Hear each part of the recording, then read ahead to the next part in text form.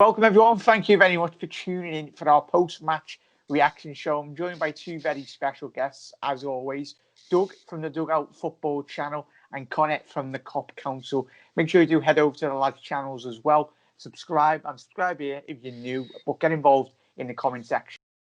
Reds round the world. Reds, Liverpool are top of their group. Winners in our group get in after a very comfortable 1-0 victory against the Dutch champions Ajax. But I'm going to be asking all the lads questions anyway, their thoughts and players of the match really, and who to expect and would you like in the Champions League round of 16 anyway. But lads, thank you very much for taking the time out. Hopefully you're all keeping safe and well, and everyone around the world, hopefully you're all looking after one another.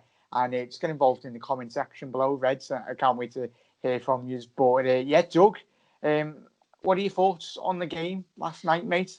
Very impressed with that performance, or do you think we could have scored a lot more goals? I think we could have. Yeah, I think it was a tale of two things really. I think pleased we got the win. I'm made up for Curtis Jones getting his first Champions League goal. It was an absolute howler from Onana, and I think that was the only mistake that he made all night. But I thought we were pretty routine. I thought we were very, very comfortable in possession. I know they had more possession than us as well. But you look at the stats of the game, and obviously it was a big call from Klopp to play Kelleher, big call to play Curtis Jones as well. But I thought they were very, very good last night, and I'm absolutely thrilled to be through, because that was a kind of a group where you'd say it's a banana skin of a group, because you look at it, we had Atalanta, we had Ajax, and we had FC Midtjylland. Now, we can basically go to the Midtjylland game and basically rest players left, right, and centre. Can play all of us and everyone at home. We can play us centre back or a couple of us up front. pretty much. But no, I'm absolutely thrilled to be through, and as group winners as well. I think that's the most important thing. Yeah, definitely, mate. Connor, it's done. It's done with. We're top of the group. As Doug said then, mate, it's just put a lot of stuff to the back burner, considering obviously the injury crisis, not just Liverpool, but a lot of teams are having around Europe anyway, mate. But what are your just quick general thoughts on the game tonight? On last night, sorry. Yeah, it was a very comfortable win, even though stats wouldn't say it was. I think all of us over the last couple of weeks have been, as long as we come out the game with no injuries, I think that's the win in itself. I know that I think everyone's a little bit sick and tired of us talking about injuries. I think we're all sick and tired of talking about injuries because there's been so many of them. But like Doug said, Curtis Jones, absolutely fantastic performance from him. He's become a real baller in this season. Where we needed youth. To obviously back up the injuries and that. I think last night I went out on a limb and said that he's the next Stevie G. In my personal opinion, I think he's that good. Of course, still needs work on because, of course, he is 19 now, but he's absolutely fantastic. Kelleher, I think all of us were shocked, that Kelleher was in instead of course, Alisson being out injured, which I think we'll talk about later on. But, surprising that Adrian wasn't there. And mainly, really, there's one guy as well for me that stood out as well was Gini Wijnaldum again. Having a man of the match performance. This was his 6th game in 17 days. That's crazy, that, isn't it? Like he's a machine. He's an absolute machine. He's played 485 minutes, if the stat is correct, onto my left, for both Holland and for us. So it's been a crazy couple of weeks for him. And I'm just hoping now that he can continue this, and hopefully, it doesn't end up having, a muscle injury. How dare you said it now? Probably cursed that now, but still, and I think everyone at the start of the season was criticizing Gini, because of obviously all the rumors with him and Barcelona and Thiago as well coming in and that. But I think he has shown, the class of himself, and showing underrate me because I can just perform world class week in, week out, and he's shown time and time again he should be considered one of the best Premier League midfielders that there is. Yeah, even in Europe, mate, as well. Yeah. Like we love him because we watch him week in, week out. But I think obviously he got nominated in that Ballon d'Or shortlist. I mean, they scored there the shortlist last year. Anyway, I think the whole rest of Europe has noticed him. It's absolutely spot on. With everyone, let us know your thoughts on the Curtis Jones debate. Connor's at the nail on the head there. I think he's going to be a lot more technically gifted than Gerrard. Obviously, Gerrard was more or less he was a hard worker. He had fantastic class qualities, but I think Curtis Jones, he's so good technically, considering how tall he is. He's about 6'1" anyway, but he's so good with the ball at his feet, and especially in tight spaces last night. And as we've seen, obviously, over the last 2 seasons with the limited appearances in which he has had, but when he has took the opportunities, like obviously the Everton goal, it was last season anyway in the FA Cup, with a fantastic strike to Capital One Cup, whatever. That's the ability in which he's got, and as Connor said, then Doug, he's going to be getting a lot more opportunities, considering obviously the situations and scenarios that have been happening over the last couple of weeks anyway. But we'll start with Curtis Jones's goal. For me, Doug, and everyone at home, let us know your thoughts. I was hugely impressed yet again.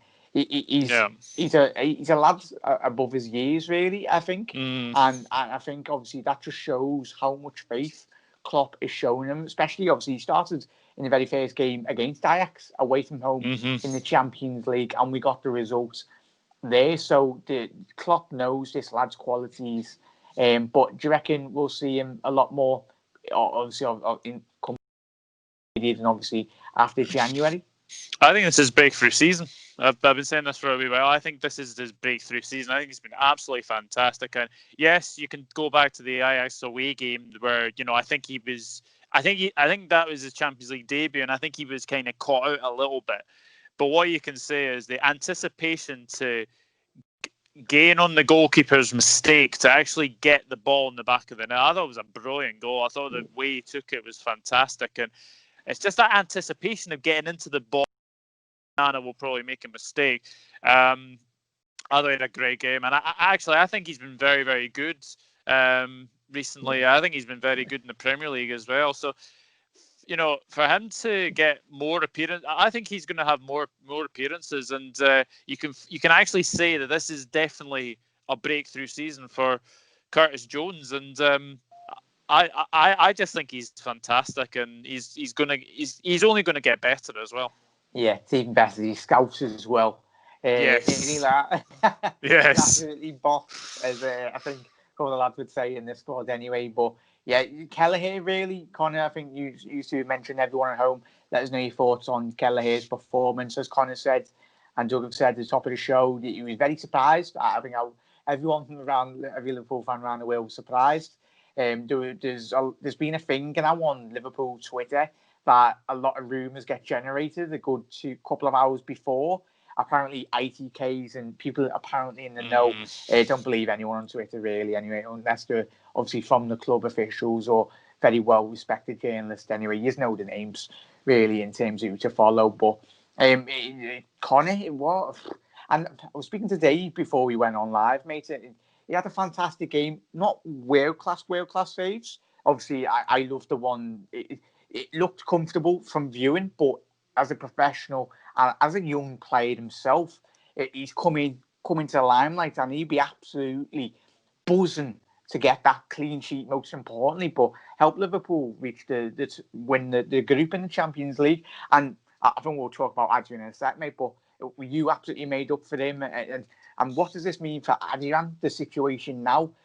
I felt that was, Connor and Doug and everyone at home, I felt last night him selecting Kelleher ahead of Adrian, that just nailed the final nail in Adrian's coffin, really, and his future at the football club. Yeah, I think it sends out a statement, I think, for Liverpool now.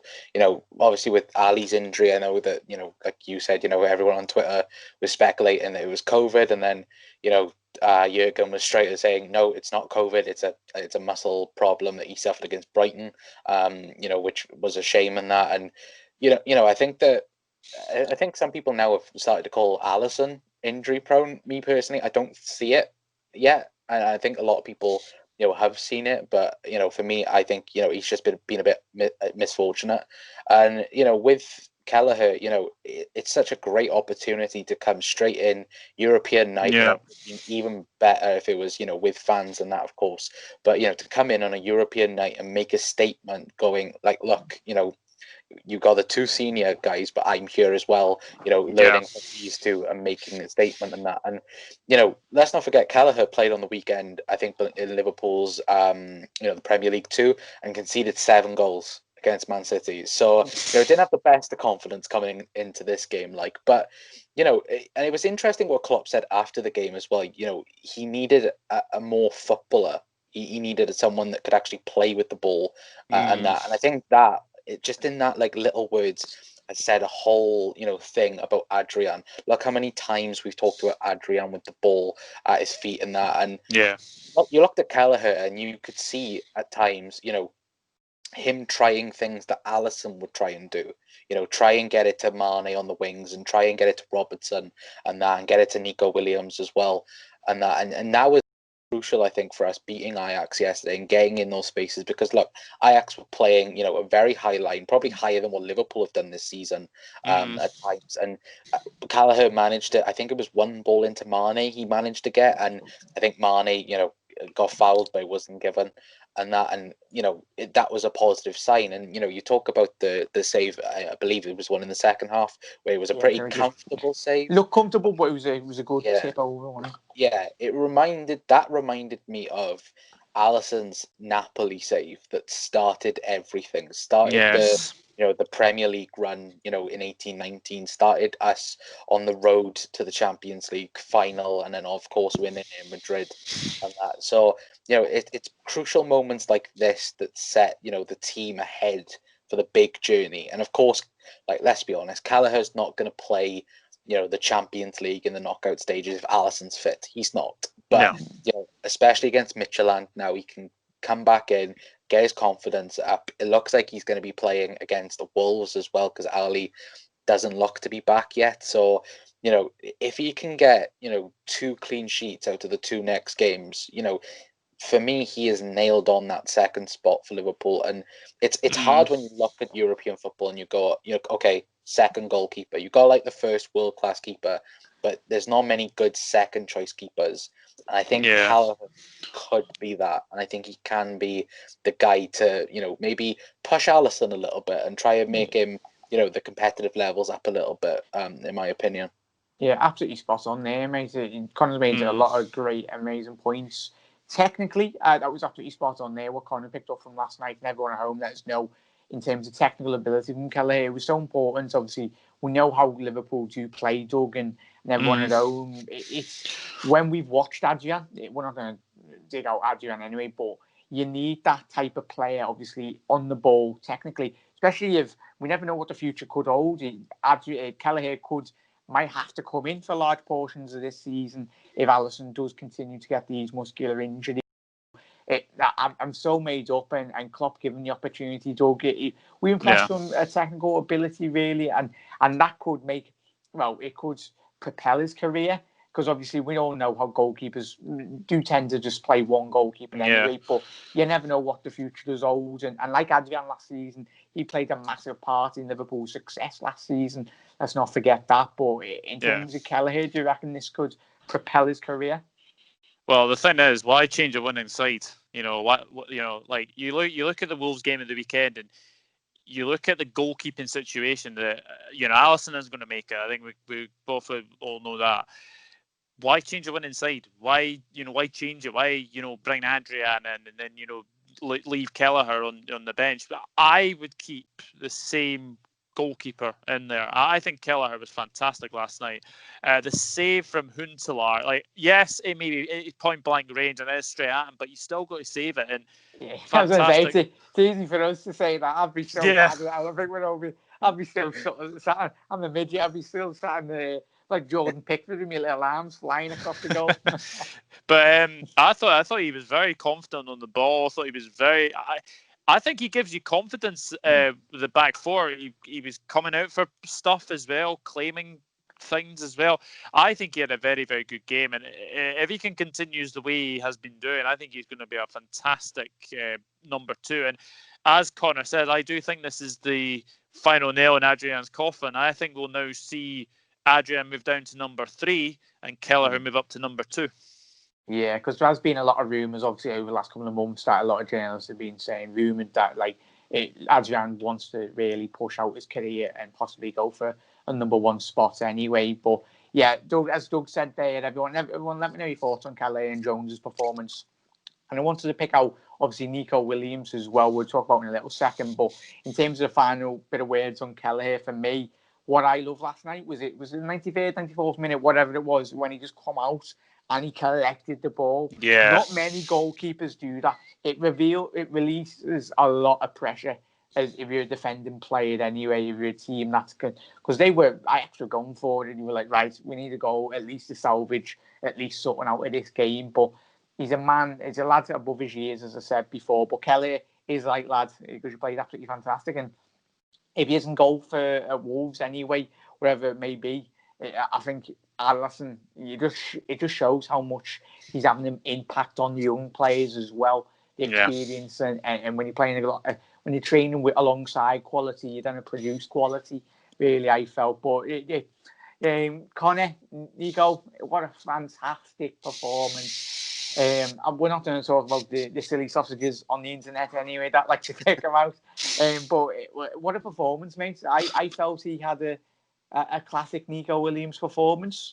Absolutely fantastic. And he got the assist.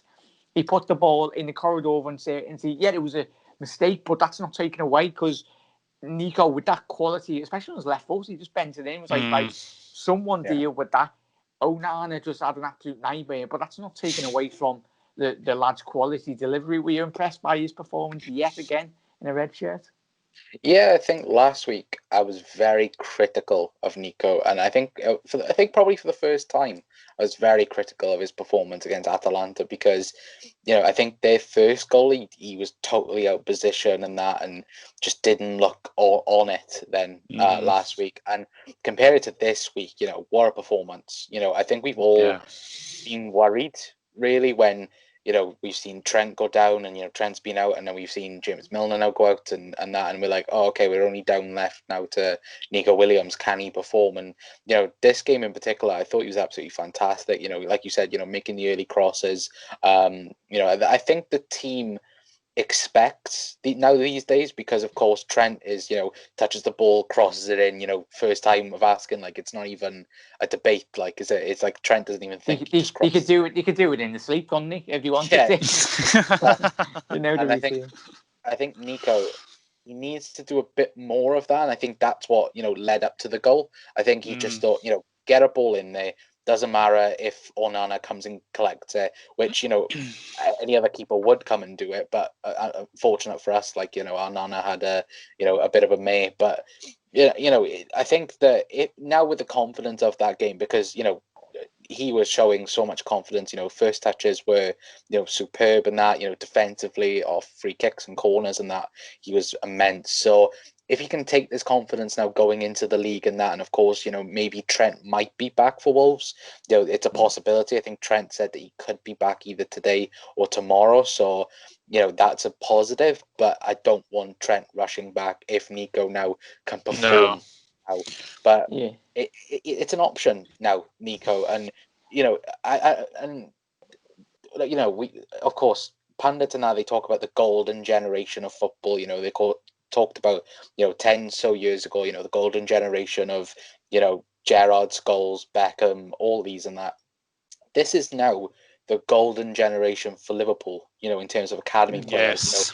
But Trent, Nico, Curtis, we had Ryan Brewster, of course, going off to Sheffield and that, Kelleher, there's plenty more players. There's probably so many in that academy.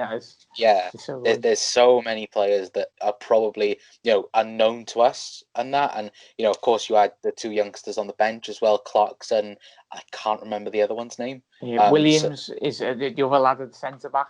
Virgil van Reece Williams as well. Virgil van Yeah. Dijk's son anyway on the bench looks like. But yeah, there's literally so many talented young players at Liverpool, and Klopp did speak about having a team full of Scousers. So I don't think that is an unrealistic thing anymore.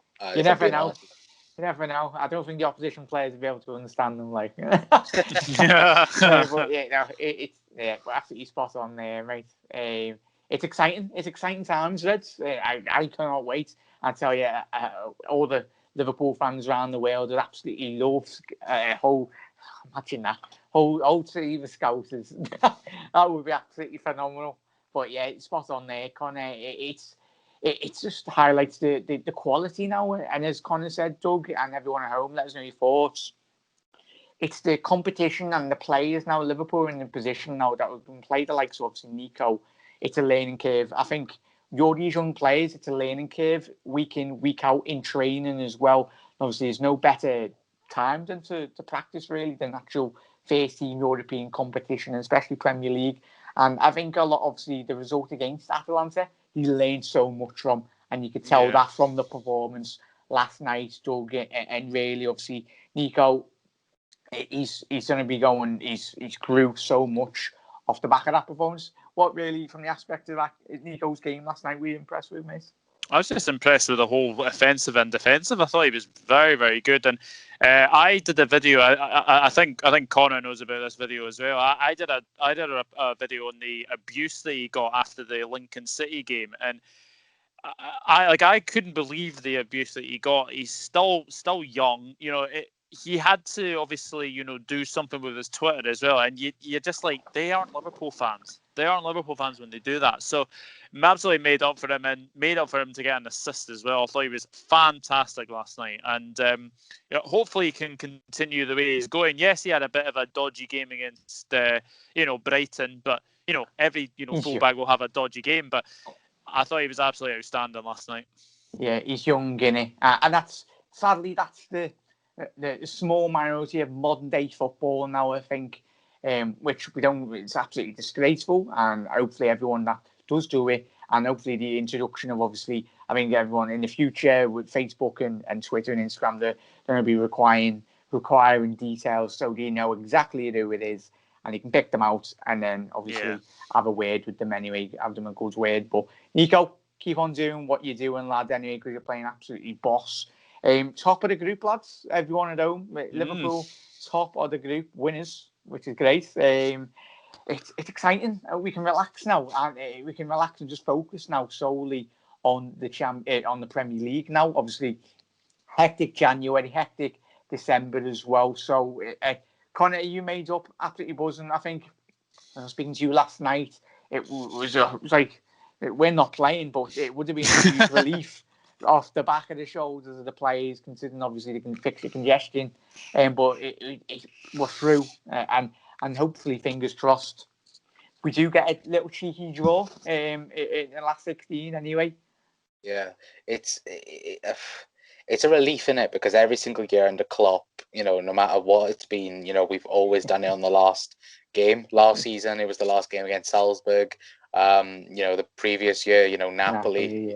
And it's nice now. It's nice we can go into like the last game and we can just go, we can play you. Just literally go to the academy and go, you. Come on, we're gonna go and play Michelin.